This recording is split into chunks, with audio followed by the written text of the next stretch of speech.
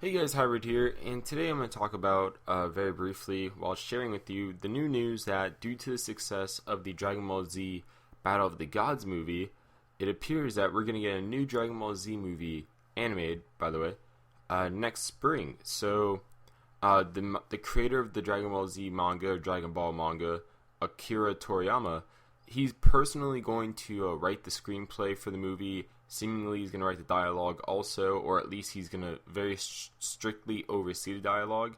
And also, he's coming up with the story, concept, designs, etc. So it looks like this is really in the palm of his hands.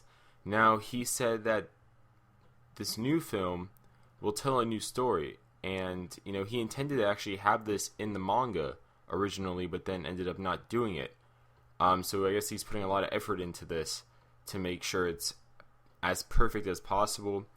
He promised more action in it than Battle of the Gods, and he also teased that there's humor in there. So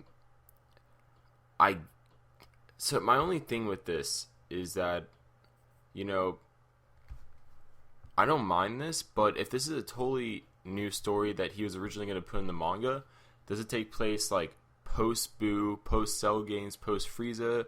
Is it in between one of those? I'm really curious about that. And also, while I am really in favor of a new story, Akira Toriyama's stories were very, very long in the mangas. They encompass a lot of volumes if you bought the volumes. So I'm really curious about how long it's going to be and how much development we're going to get with the characters and things like that. Even though with characters like Goku, Vegeta, Gohan, you don't really need that much development for a movie. For an animated movie, because presumably the people watching it would be people that already know the characters, so they just want to see a good story. But I am curious because usually, like I said, his stories are very long in the mangas, with the arcs with the villains. So if this was originally an arc that he was going to have in the manga, I'm interested to seeing what it's going to be like. I'm really optimistic about this. When I was younger, I used to love reading the mangas for Dragon Ball Z. I used to love playing the Budokai games. Not a big fan of Tenkaichi, but the original Budokai, Budokai 2, Budokai 3, those are great in my opinion.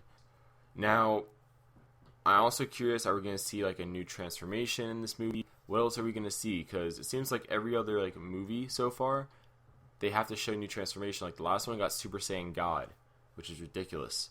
Are we going to see a Super Saiyan 5?